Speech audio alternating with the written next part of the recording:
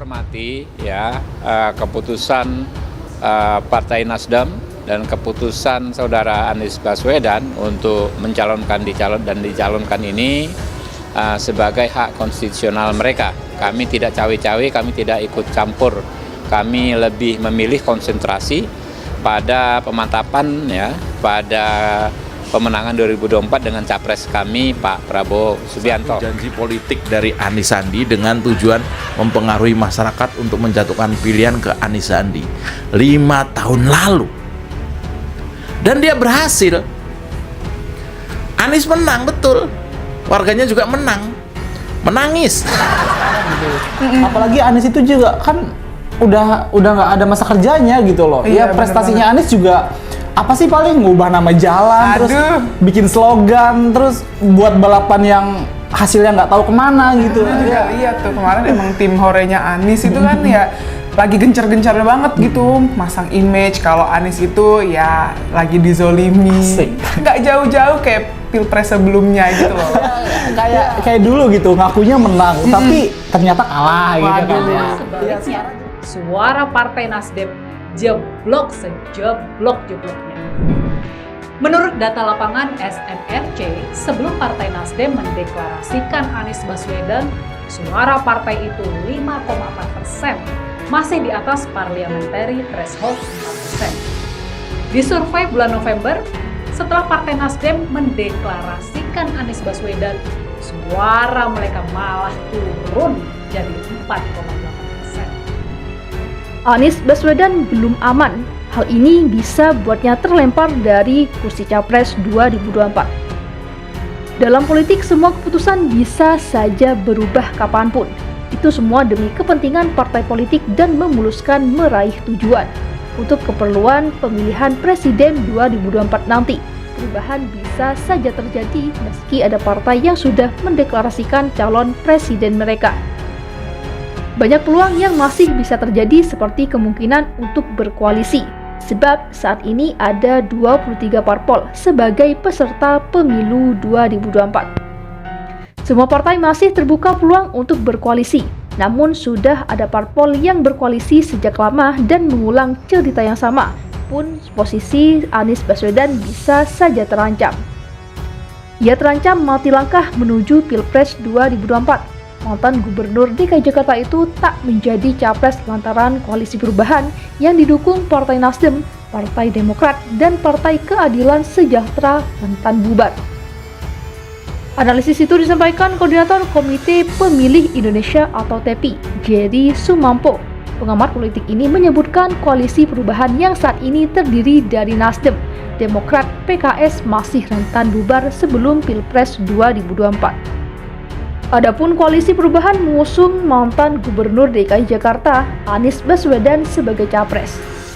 Bisa jadi Anies tidak menjadi calon presiden kalau Nasdem tidak dapat koalisi, karena salah satu koalisi yang rapuh betul itu koalisi perubahan yang sekarang katakanlah mengusung Anies, Nasdem, PKS, dan Demokrat, ujar Jairi dalam diskusi di kantor para sindiket Kebayoran Baru, Jakarta Selatan, Kamis 15 Desember 2022.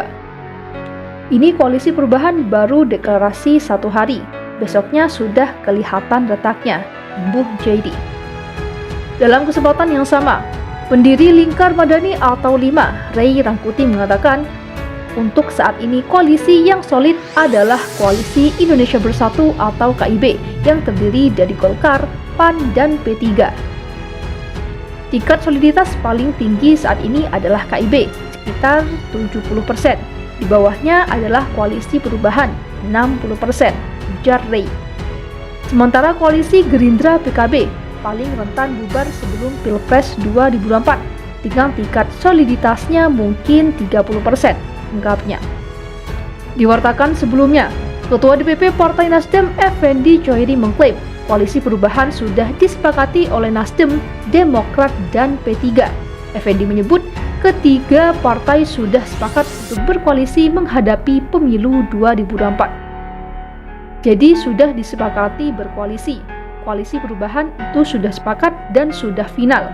Jadi koalisi perubahan terdiri dari 3 partai, Nasdem, Demokrat, dan PKS. Insya Allah itu sudah final, itu sudah sepakat, ujar Effendi saat dihubungi. Effendi menyampaikan kini ketiga partai tinggal mencari momentum deklarasi yang tepat.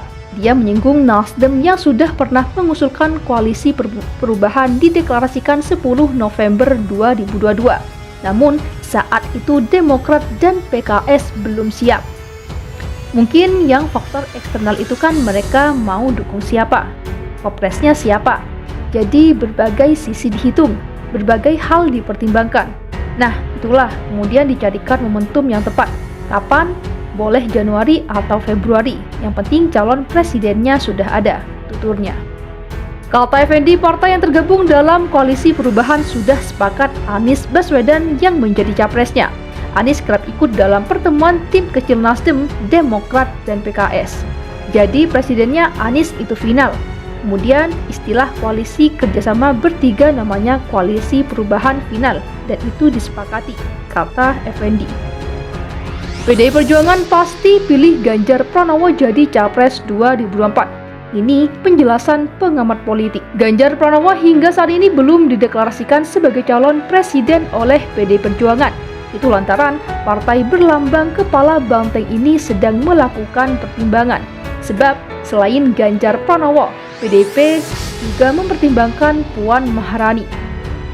Keduanya kini bersaing cukup ketat sebab keduanya adalah kader. Namun Puan Maharani memiliki kelebihan Terah Soekarno.